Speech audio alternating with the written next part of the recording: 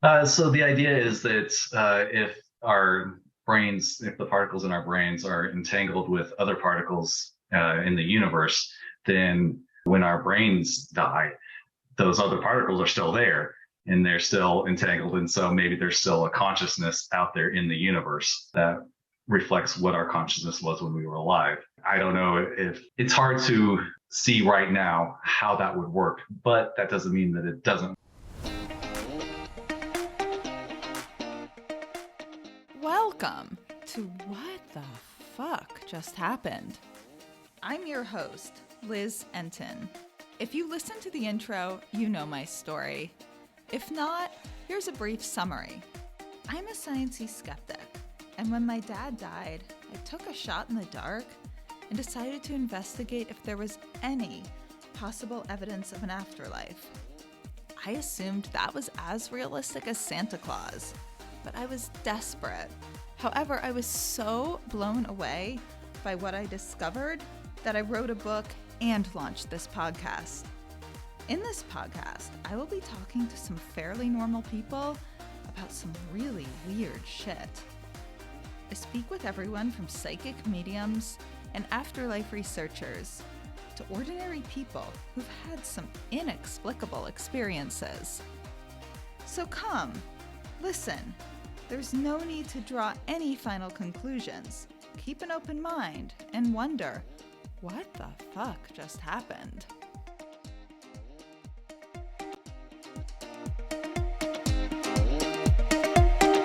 Hi everyone, I have a guest today who's an author. His name is Kimbrell, and he is the author of Atheists in the Afterlife, 8 Paths to Life After Death Without God.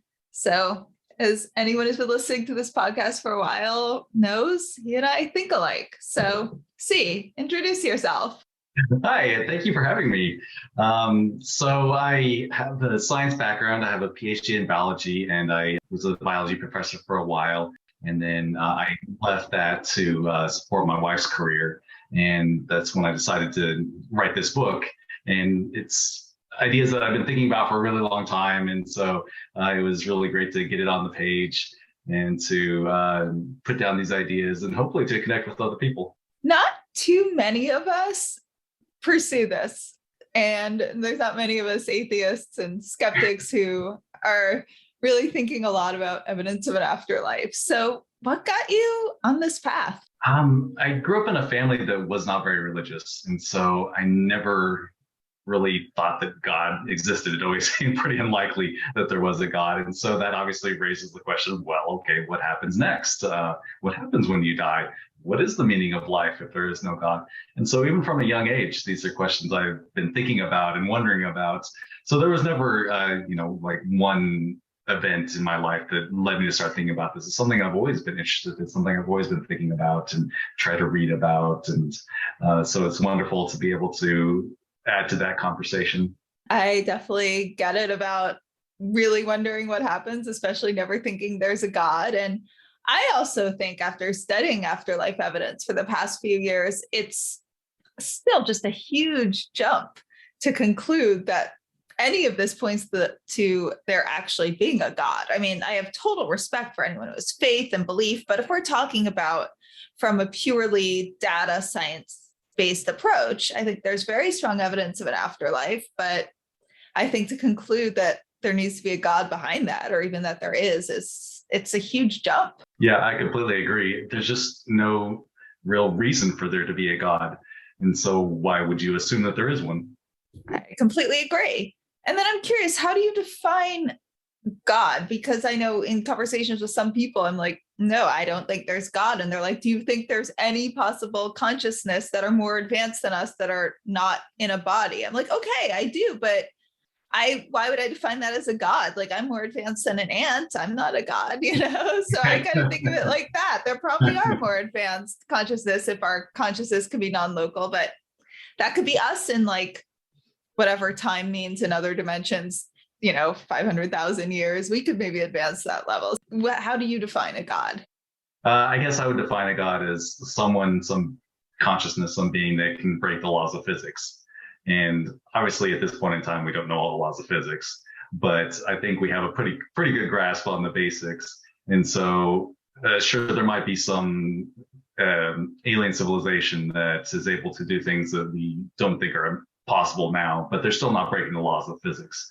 So I just think it's highly unlikely that there is some conscious being that is able to actually break those laws. I think the laws, I think they're going to be different and expanded upon compared with what we know now. I think there very likely are other dimensions where consciousness exists, probably tied in with string theory. They might have different laws, but if a being can exist without any of the laws of other dimensions of consciousness applying to them, yeah, I would agree with you.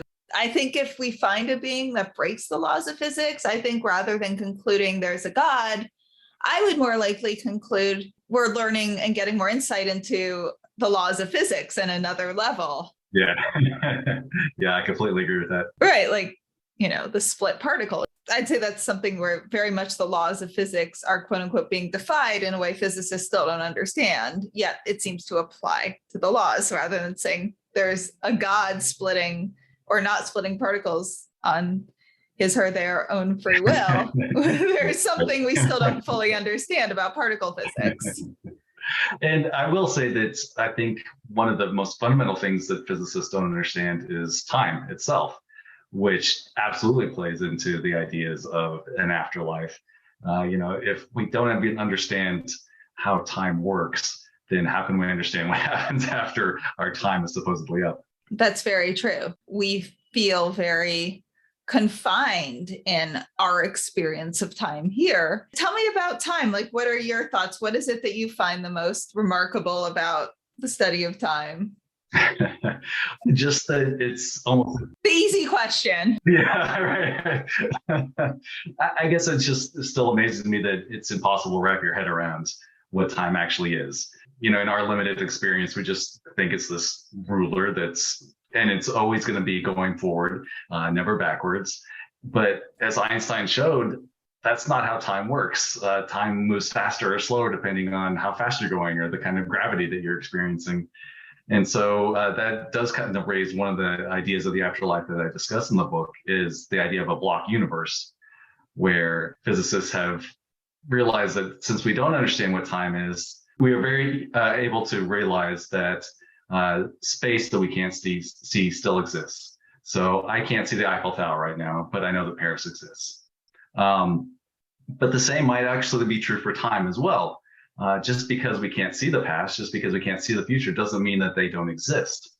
And so a lot of really well-respected physicists think that there's a block universe where both the present and the future exist right now and will exist that way forever, for eternity. And so if we are in that block universe, if we are conscious within that block universe that exists forever, for eternity, then I think that is an afterlife, because you are there. Your consciousness is there forever. And so let me just get this clear. So it would be when we die, it's not as if our consciousness ends. We are constantly living as ourselves, conscious in all the moments of our life, just eternally. And we're conscious and we're just experiencing each moment and feeling like we're experiencing it for the first time, but we're in an eternal experience of the moments of our life, with the experience of each moment at the same time, not how we experience time, but perpetually living. And it is kind of nice to think about the fact that maybe we experience the very best moments of our lives for eternity. The downside is that we may experience the very worst moments of our lives for eternity as well. So it definitely kind of helps you realize that maybe you need to be living your life in such a way that you're experiencing good moments as often as possible. It was actually, when I read your book, that was not a theory I'd really ever thought about before. So that was a very interesting one.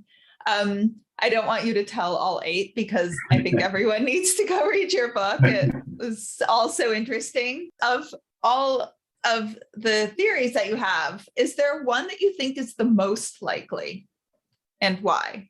I think the one we were just discussing, the block theory, just because there's so much experimental evidence that time isn't what we think it is.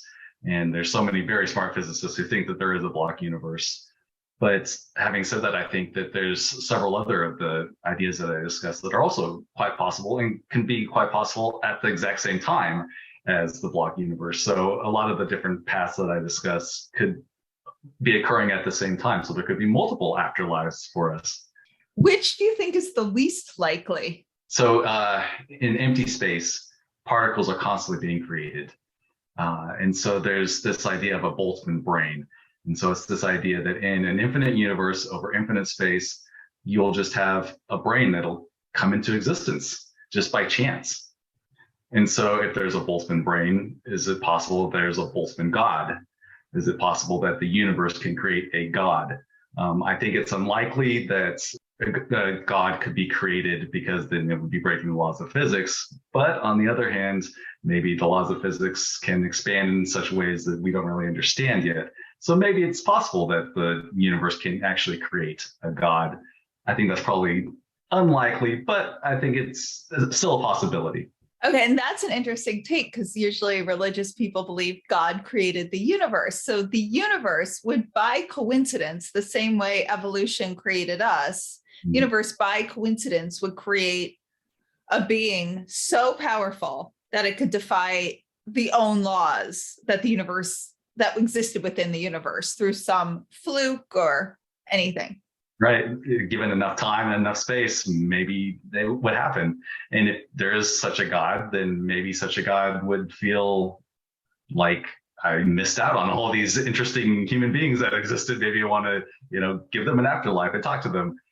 Again, it's not necessarily the most likely, but it is a possibility. And that would be up to the choice of the God. I mean, the God could have favorite ones and could be like, I like you, yeah. I don't like you. Right. Which one would you most want to be true if you could pick one? I do kind of like the idea that maybe we are just living in a simulation right now. So I talk a little bit about the idea that in the future, there's a really good possibility that scientists will be able to simulate consciousness.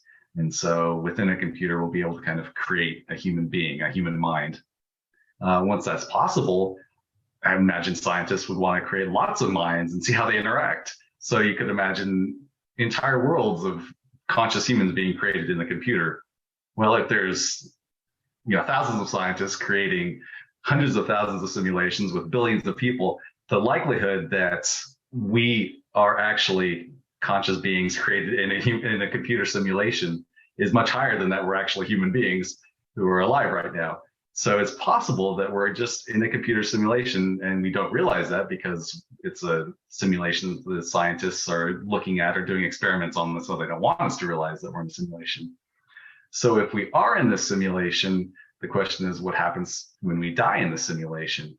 And I think if you look at how humans have treated other animals who were in simulations, such as chimpanzees. So chimpanzees in the United States, we used to do medical experiments on them, and then that stopped. And so there were a lot of chimpanzees who were still alive, but they weren't having any experiments done on them. And so the federal government created a haven for these chimpanzees, a chimp haven, as kind of a reward for being these medical experiments. And so I would imagine that if we're experiments in some scientist's computer simulation, that when we die, we wouldn't just be deleted, that we would also kind of be rewarded with some kind of haven after we die as a reward for being in this experiment. And so maybe after we die, we are put into a chip haven where we are allowed to live in a paradise for millions or billions of years because we were in this experiment before. I would see that one as that could be a much longer afterlife. I couldn't see it as being eternal. Tell me if I'm wrong, because an advanced civilization living within our universe, there will be the big crunch, unless that's all simulated. I mean, this is where you get into philosophy, but the big crunch could be simulated. The people simulating us or beings simulating us could be simulated. I mean, you can get into so many philosophical games with this. Absolutely. No, I agree. I mean, it wouldn't probably exist for eternity, like you said, because of a big crunch or just people getting tired of the electricity bills. Okay, so it's not eternal, but it's a million years, it's a billion years. I think, as far as afterlives go, that's not too bad. It's not too bad. I would take that over absolute obliteration after however few years we all have here as humans. I've read a bit about the simulation. I always find that interesting. I know, who's it? Michio, am I right? Michio Kaku talks about that a lot. Yeah, it's a fascinating idea. I think that there is certainly a possibility that it's true, just because math is so important, plays such an important role in the universe. And so if the math is on the side of us being simulation, maybe we actually are. Do you think we have free will if that would be true? Are we just simulated and allowed to go do what we want? Or is it written out like a movie where every bit of our lives are plotted? Yeah. Yeah. And of course, that's one of those questions that people have been asking for thousands of years and no one has an answer for. So I don't have an answer for it either. But I do think that basically a lot of our existence is probably deterministic, that a lot of who we are was written at the Big Bang. And a lot of what happens in the future has already, basically been decided. But that doesn't mean that we don't have free will. So we still get to make decisions, even if those decisions are already written into the future. In a block universe, even if those decisions already exist, still in each moment, we're actually doing the deciding. So we decide the day to day. We decide what city we want to live in, who we want to marry, if we want to marry, do we want to have children? We decide all of that, our career. But the fact that we were to be born was predetermined. To what extent do you think, I was about to say big natural disasters, but those seem to be so much of them now, sadly, are the cause of our own human behavior hurting the planet. And so, things that we're perceiving as natural disasters don't seem to be so natural. So are those pre-planned too, you think? Yeah, I would say to a degree that, it is deterministic, that it's bound to happen.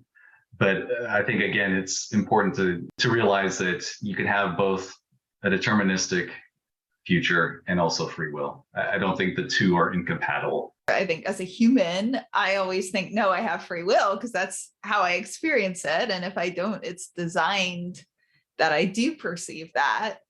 But that's true. It's just like, think about when you're a child, your parents say you're going to this school, we're having this for dinner, this is your bedtime, getting more and more freedom as you get older. But so a lot is determined, but within that, you get to determine so much of yourself. And already certain things are predetermined, the body you're in. Yeah. Well, and kind of going off of your point, that tomorrow you're going to be wearing a shirt. It's just you get to choose what color shirt it's going to be and whether it has buttons or not. And so there can definitely be, free will within your determinism. And you pick the shirt that you have in your closet. And if you want to buy a new one, it takes more time and you have to buy one that's either available nearby or wait for it to arrive for a few days. So yeah, there's interesting limits everywhere when you think of it that way, like free will within a limitation. One thing I find interesting, you touch upon reincarnation. What are your thoughts on that? I guess the way I viewed reincarnation definitely goes back to this question of determinism or not. And so I was kind of thinking about it in a Buddhist context, where the idea is that you're reincarnated, but your consciousness is the same, but you don't have any memories. So you don't realize that you were reincarnated. And so your past deeds influence how you're reincarnated, but you don't have any memory of your past deeds. So it's reincarnation in the sense that your past is influencing your future self.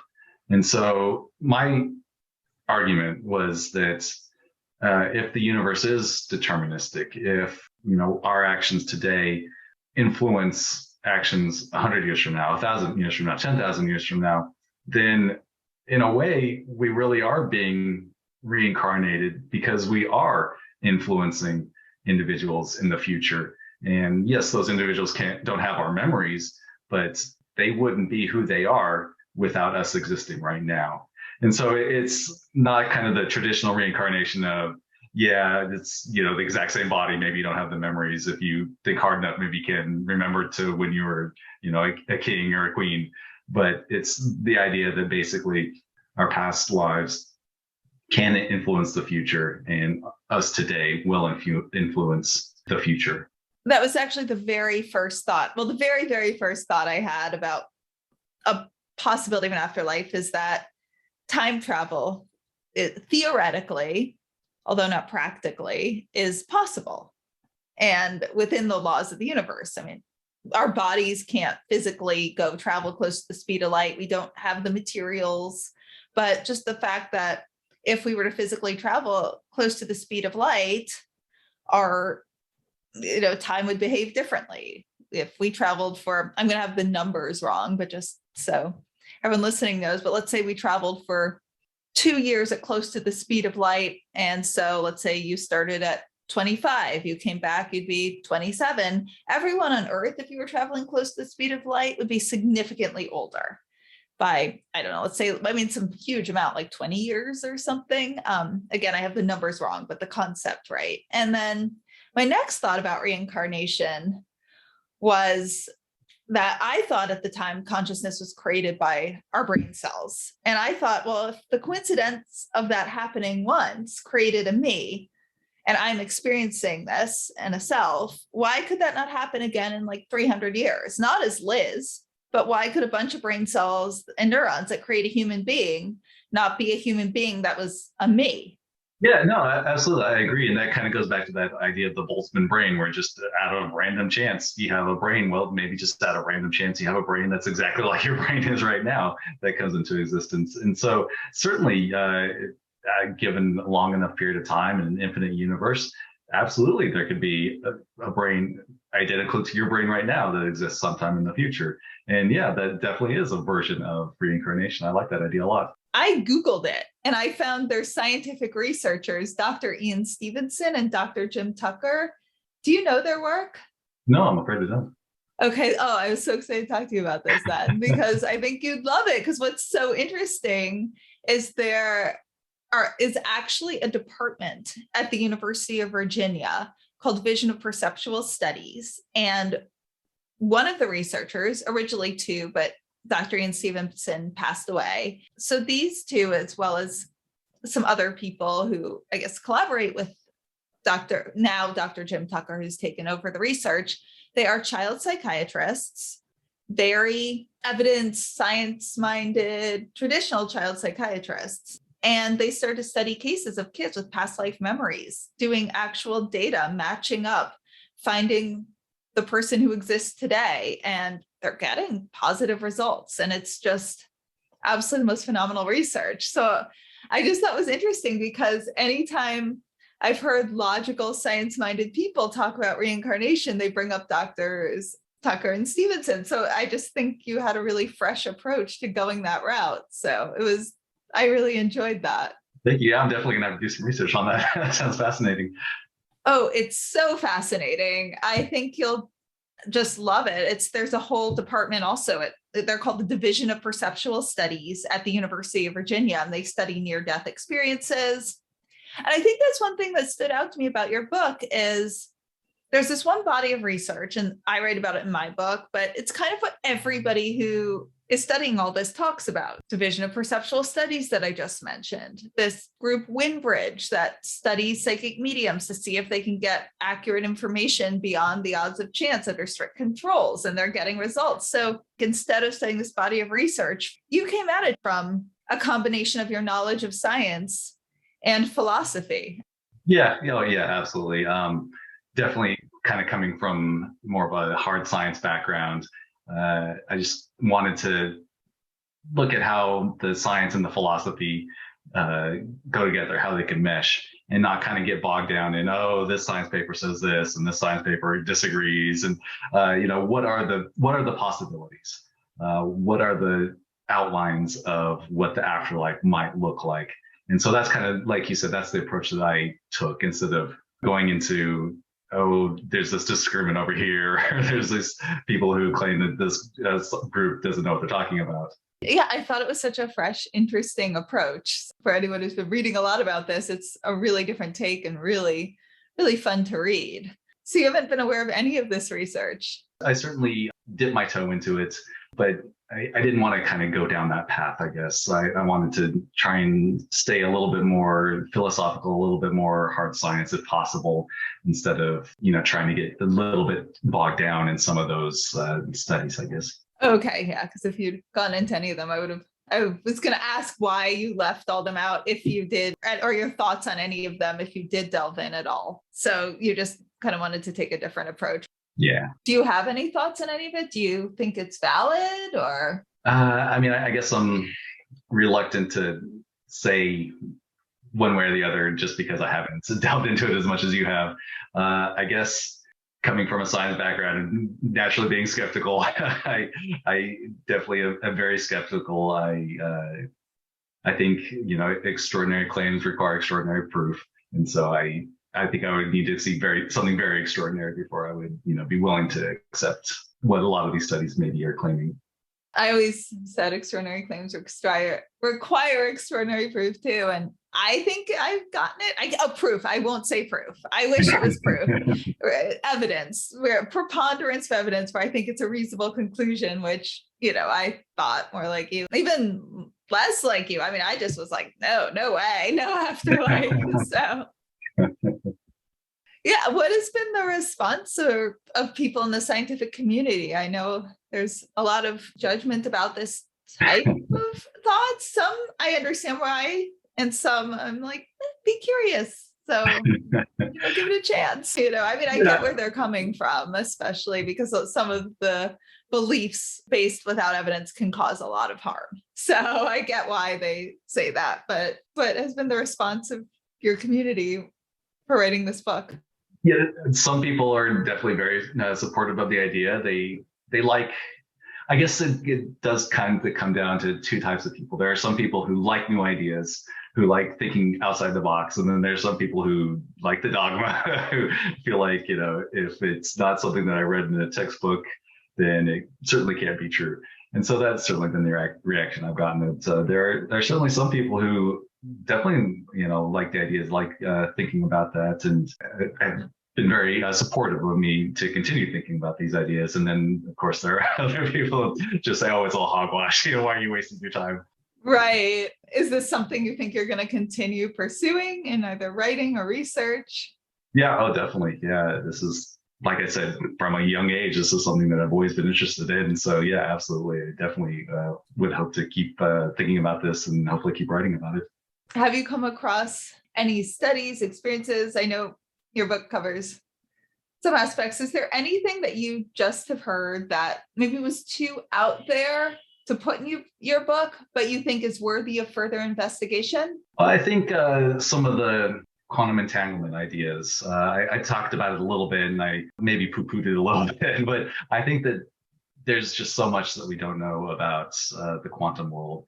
And so there's so many possibilities about different dimensions and quantum entanglements between particles that are in our brain and are, halfway across the universe. And so definitely, I think that's where a lot more research needs to be focused. Do you want to explain quantum entanglement? I know I've talked about it before on this podcast, but I feel I've been delving into this for almost 6 years and I still have to reread it every single time because I'm still like, how? I can't believe this. So yeah, do you want to explain it for our listeners?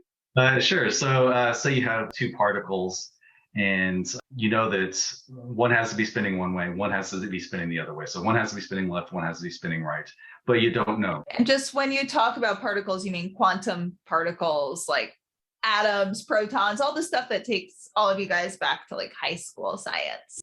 Yeah, exactly. And you could have two people take these two particles and go millions of miles away from each other. And then when you actually look at whether the particle is spinning to the left or to the right, there's a 50% chance that it'll be spinning to the right, a 50% chance it'll be spinning to the left. And you don't know that until you actually look. So when you do look, if it's spinning to the left, then that other particle has to be spinning to the right. If it's spinning to the right, the other particle has to be spinning to the left.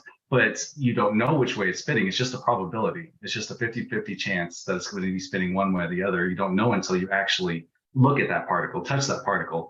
And so the other particle, how does it know which way it should be spinning? It's a million miles away, but instantaneously that other particle knows which way it needs to be spinning. And so that's quantum entanglement. That's what Einstein called spooky action at a distance. And it's another one of those things like time that it's almost impossible to get your brain around to really understand, but it's real. It's been tested multiple times. And so it's something that is a real aspect of our universe that we are still trying to come to grips with.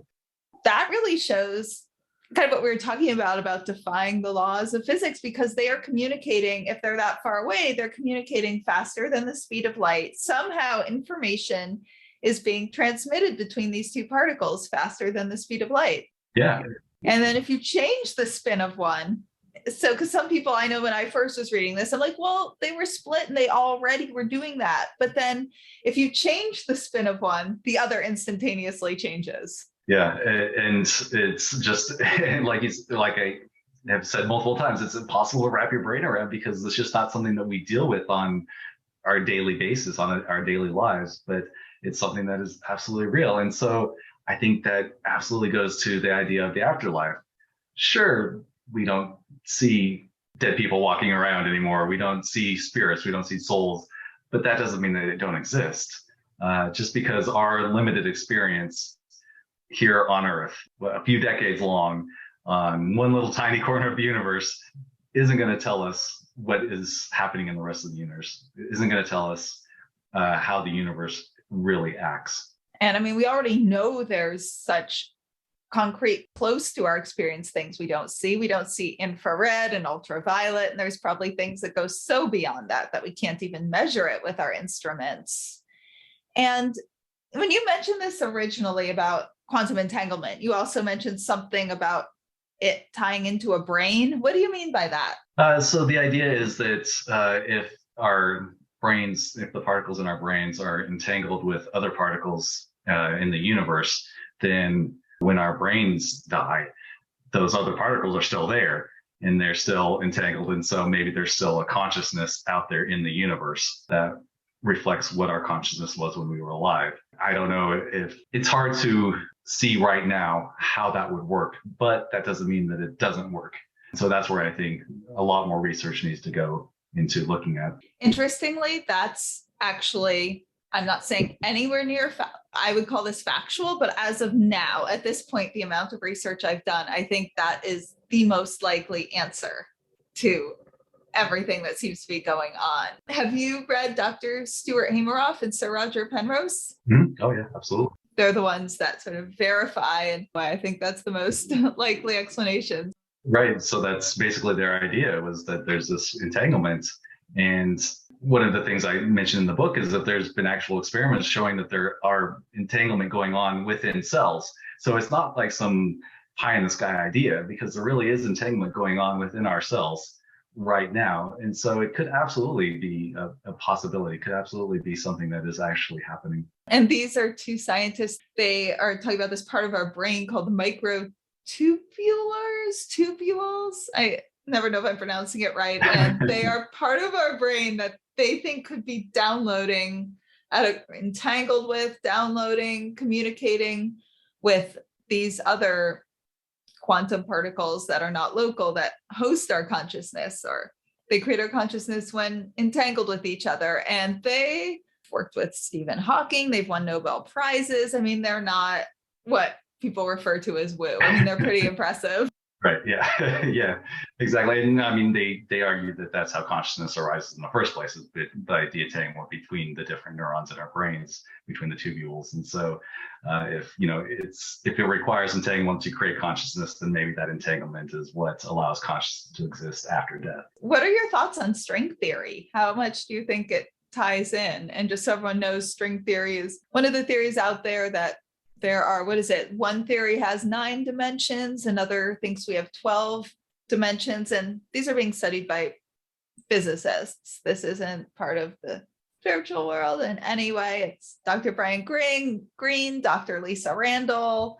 So, and this is actually another very early thing that got me. thinking this could all be true. So Right, yeah, right. what are your thoughts on string theory? Yeah, I mean, it certainly seems like it's a really good explanation for what we know about the universe. And then, there's kind of side theories like membrane theory that kind of build on string theory. And absolutely, these ideas could absolutely be what explains the fundamental basis of our universe. And how do these strings interact with consciousness? How do they interact with the tangled particles?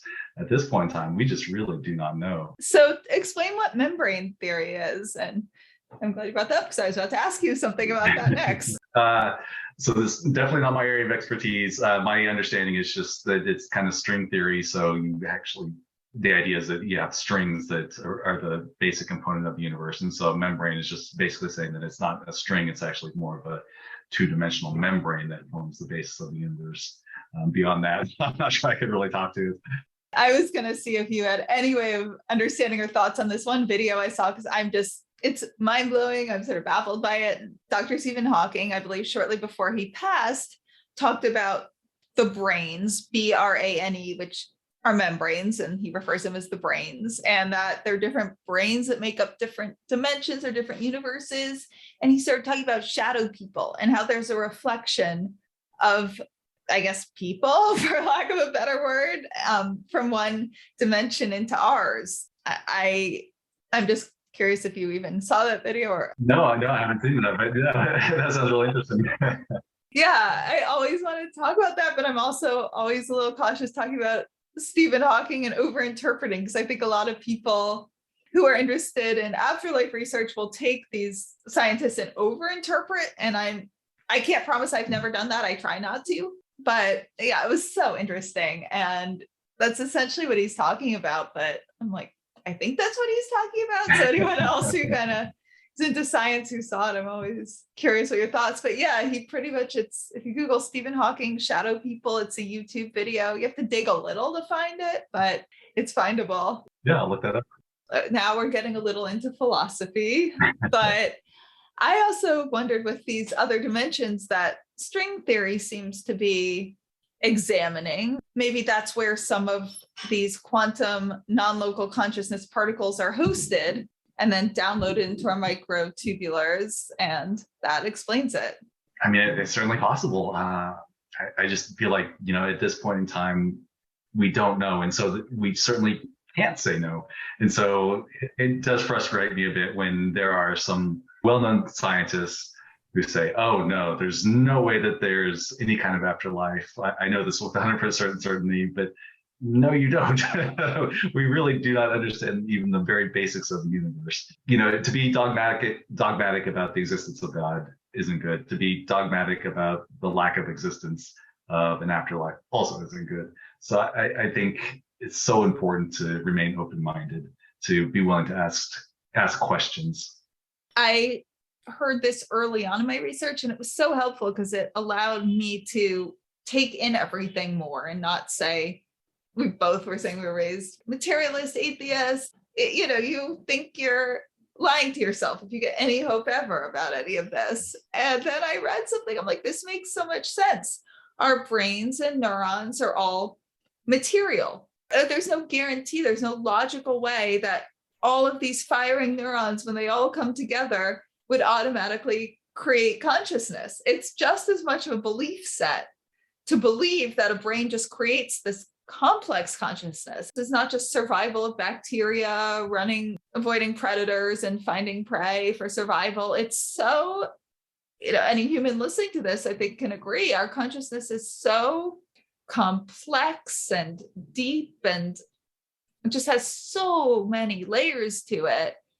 And there's just no explanation of how just neurons and material can create that. And when is the cutoff? When is suddenly enough neurons creates a whole complex consciousness and brings in emotions and love and curiosity?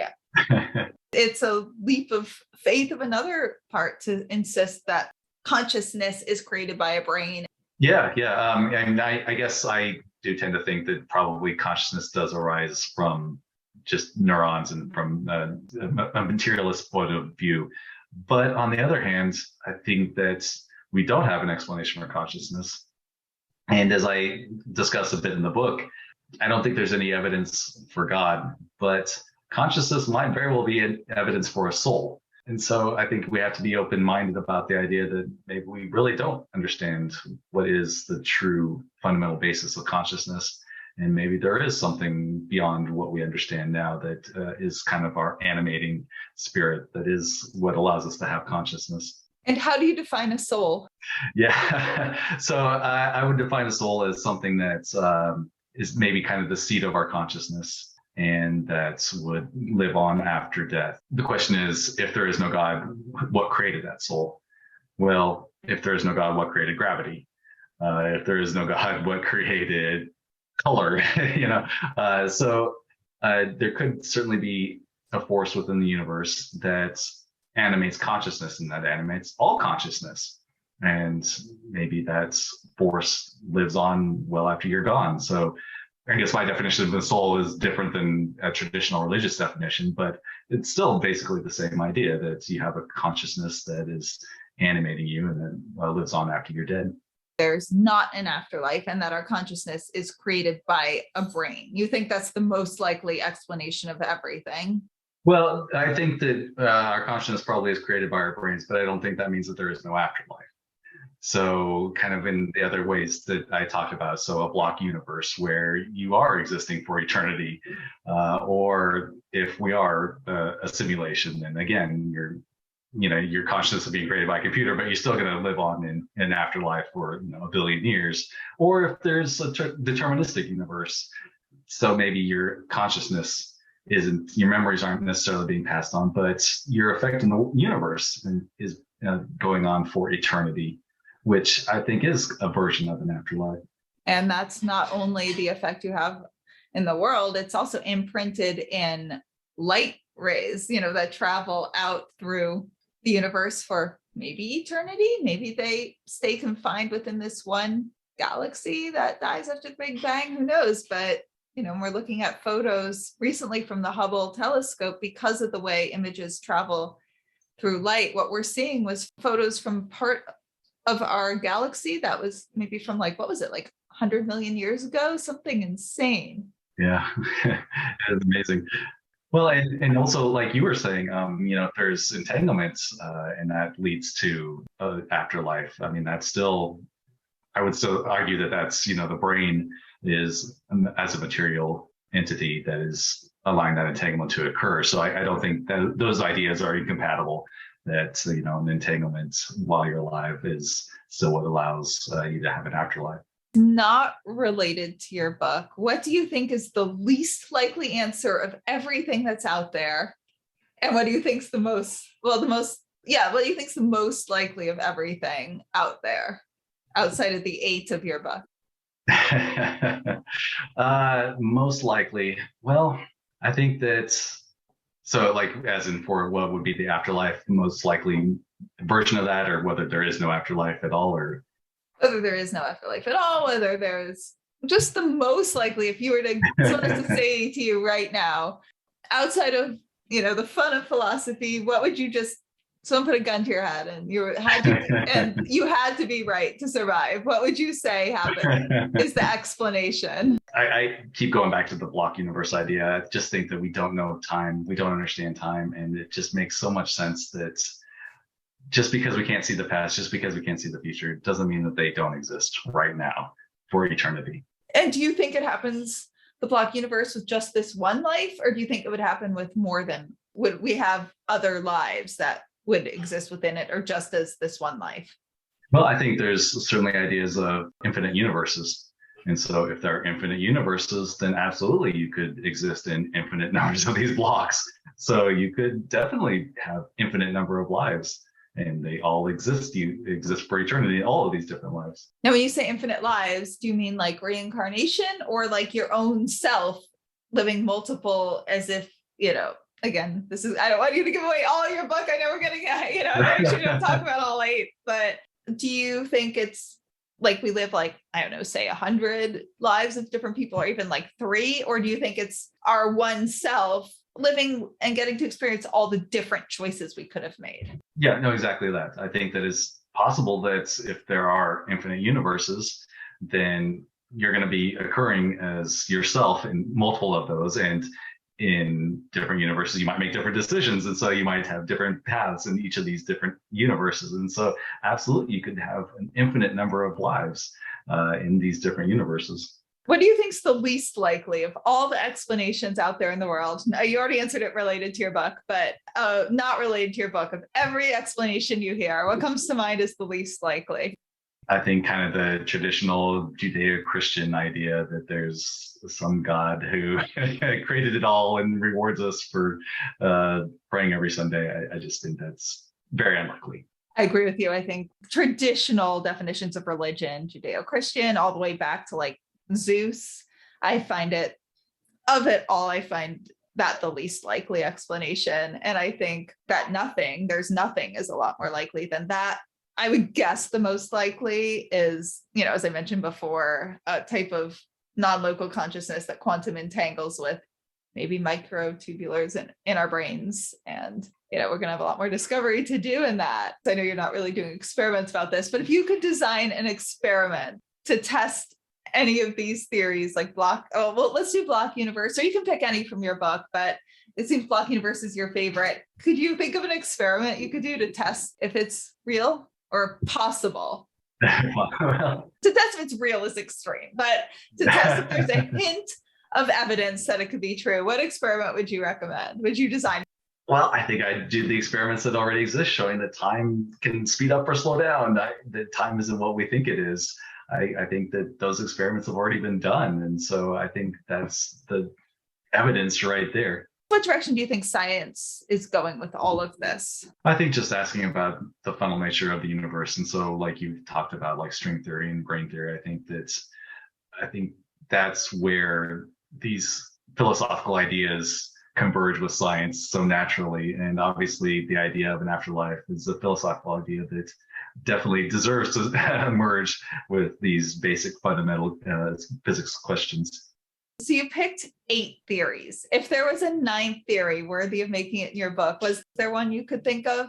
So I kind of talked a little bit about this idea of, the branching, where every time you make a decision, a new branch of the universe comes into existence. And so every time you do anything, a new universe forms and a new you forms. And so there's an infinite number of yous out there. And so I touched on that a little bit in the book, but I think that it's also a theory that's a lot of really smart physicists think is true. And I think that there's some more interesting kind of philosophical questions about what does that mean for an afterlife that I could have delved into a little bit more. I kind of stuck it in with another chapter. Are there any questions you want to ask me? Anything you want to say? Well, I guess I'm just curious. So where do you see your future research heading? Well, I want What the Fuck Just Happened to be a trilogy, because you can only write a book that's so long if you want anyone to ever buy it. And so much more has happened since the end of the book, and there were parts that I also couldn't include. So I want it to be a trilogy. I do other work. And so if one day this is a bit of a maybe, this would be down the line. I'd love, if I ever had enough money, I would absolutely love to start a research lab. That's so down the line. I mean, that would be like 20, 30 years down the line that just does experiments. So I think for now I'm continuing. I still see miraculous, inexplicable phenomena happening all the time when I study all this. I'm still getting medium readings. I'm still going to events. I'm still just keep exploring it, because to me, I find this is all just the most remarkable windows into inexplicable aspects of the universe that I can actually have access to. Like the only other thing that I could equate it to, which I don't have access to, would be to go into outer space. And if I could, I feel like that would be the same level of profoundness that I get to experience in reading about this, researching this, having conversations on my podcast with people like you. So keeping the podcast going and probably turning What the Fuck into a trilogy. All right, so I'm going to ask a tough question and kind of turn it on its head from what you asked me. Is there any evidence that would lead you to think that there isn't an afterlife? Isn't. Yeah. That's a hard question because it's almost, I feel about that. That was my starting point. Mm-hmm. And I find that a little, in a way, proving a negative. I mean, I still wouldn't be surprised if there isn't. I still find this evidence absolutely remarkable. I think there is a preponderance of evidence that makes it seem most likely now that there is an afterlife. But I think, could a hole be poked in all of this? Definitely. I think one of the things that most likely, the first thing that comes to my mind about this would be if we find out that everything that I have seen from mediums, reading everything, to the fact I did like a spoon bending once, if there is an energy field that our brains somehow interact with that doesn't continue infinitely, and we have to have this one material brain for this non-local consciousness to work. And when this brain dies, it doesn't, that nothing continues about that, or that we're somehow tapping into some, and mediums are tapping into some bank of information that imprints in light waves, is the way I mentioned the Hubble telescope looking at 100 million years ago or something. When we look at those photos, I think most listeners know about that. Yeah, I think that would be the thing that would make me think none of this evidence that I think points to a preponderance of an afterlife actually does. But I like what you said, that you can't prove a negative, and it's so important to keep an open mind. So even if one of these theories does have a hole poked in it, that doesn't mean that all the others have holes poked in as well. Yeah, so I guess that's why the evidence would have to, there's just such a strong consistency and thread across the whole body, from research on mediums to Dr. Jim Tucker, I talked about kids with past life memories, to near-death experiences, to studies of remote viewing where someone is able to view location way out, like miles away, using their consciousness, and they report back with accurate information. Out of body experiences, all of these, when there's veridical information where people see that is verified in some way rather than just experiential, and you combine that with experiential and our minds having influence on objects, like I mentioned, spoon bending. I mean, the body of research is just so vast. So if there was a theory that got much stronger evidence that showed all this working together, kind of what I mentioned before, yeah, it would have to back up that all this is going on, but that it doesn't tie into an afterlife. And I still, that could be totally possible, so I mean, I hope not, and I still think most probably it's an afterlife, but I mean, I've only thought there was a chance of an afterlife for a couple of years, so this isn't like a lifelong embedded thought. Right. Yeah, and I always just think my experience is so limited on this earth. There's so much more that we don't know. It would be crazy to say I know anything with certainty. Yeah, and one thing I think kind of tied into that is, well, two aspects. I'll say everything we learn seems to be bigger and more complex than we thought. I mean, you hear back to like our grandparents' days, you were considered nuts to think that there'd be life on other planets for some reason. Now I think the concept of there not being life on other planets in this vast universe, maybe multiverse, to think we're the only planet with intelligent life form is, I think that's as likely, it's the same kind of mindset as where, hundreds of years ago, they thought the earth was flat and their little piece of land, whatever country people happen to live in, was it. And after that was just the end of the earth. And that was a logical conclusion based on the information people had at that time. Right. And so I just think things get more deep and more complex, and everything seems to point to that. We just see this tiny, tiny bit. And so much of what we experience is proven to be sort of an illusion based on what the human experience is. Oh, I guess I'll ask you then, is there anything that would make you 100% think there's an afterlife, or 90%? I feel like you're like me and probably never think of anything 100%. Right. Yeah. Yeah, you definitely thought as a scientist that you can never think anything 100%. You always have to be 99.99. Yes, yes. So, well, I mean, obviously, if there was, God came down and said, "Hi, I'm God," and did some magic tricks, then I would probably think, okay, that's pretty good evidence for an afterlife. But beyond that, yeah, I don't think there's any way to know for certain. But that certainly doesn't mean that it's not a real, very good possibility. Okay, well, thank you so much. Thank you. Oh, this was it was really fun. I love that you asked me the questions too. It made it so much fun. Yeah.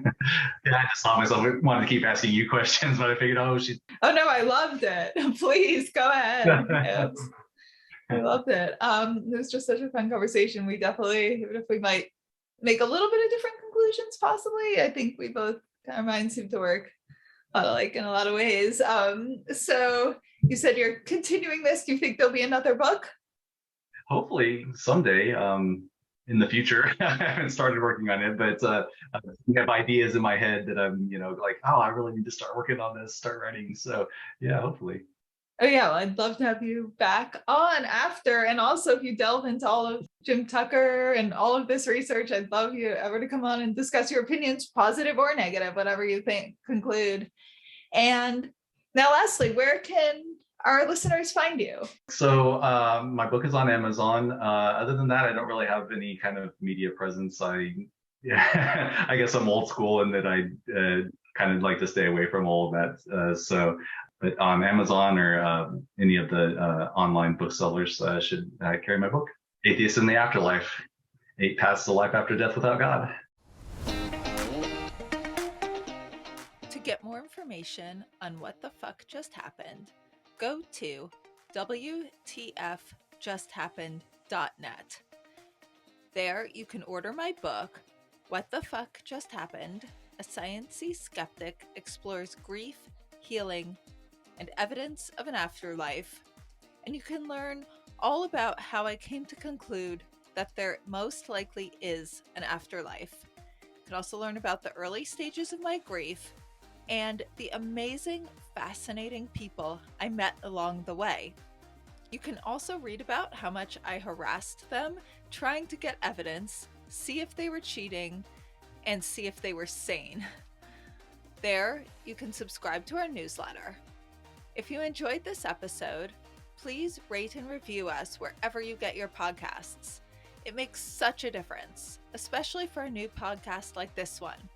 And if any of you have had a crazy what the fuck yourself, have any questions, feedback, or just want to say hi, reach out on either Instagram at WTF_just_happened_ or email me at hello@WTFJustHappened.net. And remember, you don't have to draw any final conclusions as you wonder what the fuck just happened.